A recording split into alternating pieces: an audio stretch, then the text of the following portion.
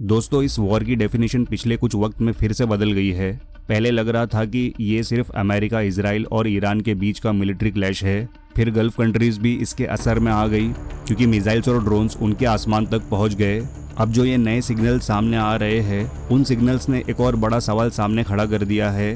क्या ये वॉर अब सिर्फ रीजनल नहीं बल्कि ग्लोबल इफेक्ट वाला कॉन्फ्लिक्ट बन चुका है? क्योंकि जब एक तरफ तेहरान पर बॉम्ब्स गिर रहे हो, दूसरी तरफ गल्फ कैपिटल्स पर प्रेशर हो, तीसरी तरफ सऊदी बैक चैनल में डिप्लोमेसी कर रहा हो, चौथी तरफ रशिया पर इंटेलिजेंस शेयरिंग का शक हो, पांचवी तरफ चाइना ओपनली वॉर को गलत बोलकर चुपचाप अपना कैलकुलेशन कर रहा हो, और छठी तरफ यूक्रेन अपनी anti drone expertise middle east को ऑफर कर रहा हो, तब ये सिर्फ नॉर्मल वॉर नहीं लगती।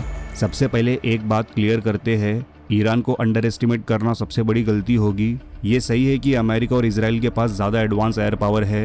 ये भी सही है कि तेहरान और central Iran heavy bombardment face कर रहे हैं। लेकिन एक और रियलिटी भी चल रही है, ईरान टूट नहीं गया, वो अब भी रिटेलिएट कर रहा है, मिसाइल्स और ड्रोन्स लॉन्च कर रहा है और अपनी स्ट्रेटेजी को सिंपल लाइन पर चला रहा है। अगर हम आपको हरा नहीं सकते तो आपको आराम से जीने भी नहीं देंगे। यही इस वॉर का पहला इंपॉर्टेंट पॉइंट है।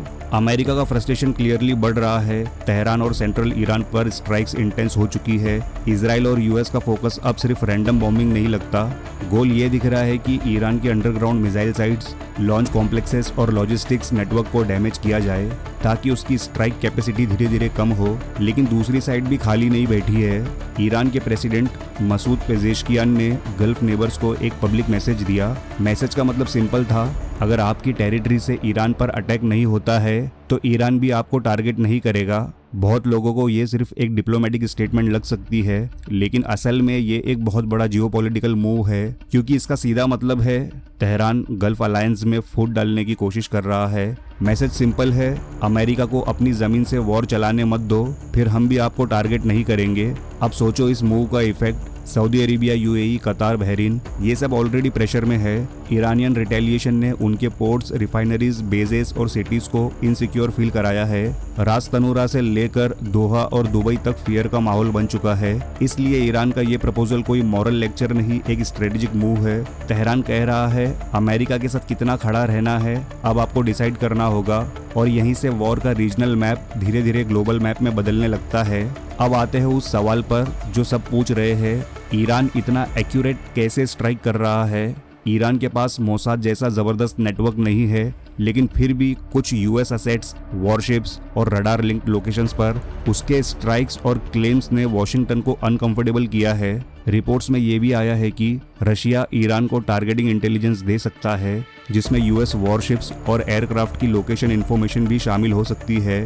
अब चाहे ये पूरी तरह कंफर्म ना हो, लेकिन अगर ये इवन पार्शियली भी ट्रू हुआ तो इसका मतलब बहुत बड़ा है। इसका मतलब ये होगा कि रशिया डायरेक्ट मिसाइल्स फायर नहीं कर रहा, लेकिन बैटलफील्ड के पीछे बैठकर अमेरिका का काम मुश्किल जरूर बना रहा है। और रशिया के पास मोटिव भी है।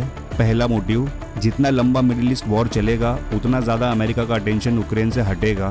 दूसरा मोटिव, हॉर्मज और गल्फ एनर्जी डिसरप्शन से ऑयल प्राइसेस बढ़ेंगे, जिसका फ़ायदा रशिया को मिल सकता है।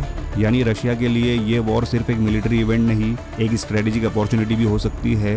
अब चाइना की बात करते हैं। बहुत लोग कहते हैं कि चाइना बैकडोर से हैवी रोल प्ले कर रहा है। पब्लिक प्रूफ उतना क्लियर नहीं है। ऑफिशियली चाइना वॉर को क्रिटिसाइज कर रहा है, रेजिम चेंज की लाइन को रिजेक्ट कर रहा है और डिप्लोमेसी की बात कर रहा है। लेकिन इसका मतलब ये बिल्कुल नहीं कि चाइना का स्टेक छोटा है। चाइना ईरान का मेजर ऑयल बायर है।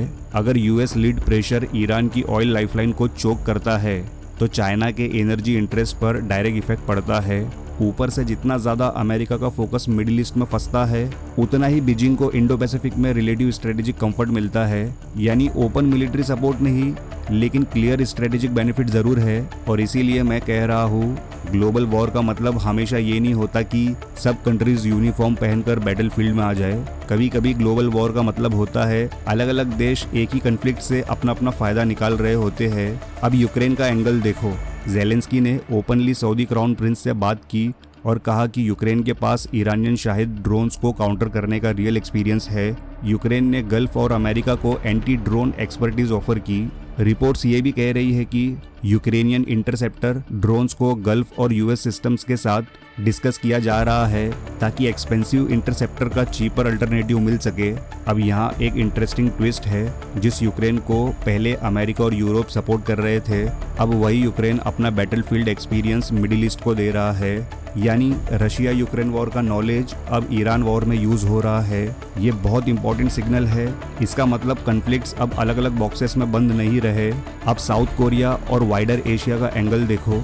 रिपोर्ट्स के मुताबिक सियोल और वॉशिंगटन पैट्रियोट मिसाइल सिस्टम्स को मिडिल ईस्ट फ्रंट के लिए मूव करने पर डिस्कस कर रहे थे। एशिया के अलाइज को डर ये है कि अगर यूएस रिसोर्सेज ईरान वॉर में फंस गए तो ताइवान, कोरियन पेनिनसुला और वाइडर इंडो पैसिफिक की डिटरेंस वीक हो सकती है। यानी तेहरान का वॉर अब सियोल और ताइपी के स्ट्रेटेजिक कैलकुलेशन तक पहुंच चुका है। अब ग्राउंड रियलिटी पे वापस आते हैं। अमेरिका ने अपनी फर्स्ट कैजुअलिटीज अनाउंस की है। पब्लिक सपोर्ट भी लिमिटेड दिख रहा है और ग्राउंड इन्वेजन या बूट्स ऑन द ग्राउंड का सपोर्ट तो और भी कम होता है। इसलिए वॉशिंगटन की प्रॉब्लम सिंपल नहीं है। एरियल बॉम्बिंग करोगे तो क्विक डोमिनेंस का नैरेटिव चलेगा, लेकिन रेजिम कोलैप्स की गारंटी नहीं है। ग्राउंड ट्रूप्स भेजोगे तो डोमेस्टिक बैकलैश, बॉडी बैग्स और ईरान अफगानिस्तान टाइप कंपैरिजन तुरंत शुरू हो जाएगा। और ईरान की स्ट्रेटेजी यही लगती है, अमेरिका को एक ऐसे ट्रैप में फंसा दो जहां विड्रॉवल वीक दिखे और अंदर घुसना बहुत महंगा पड़े।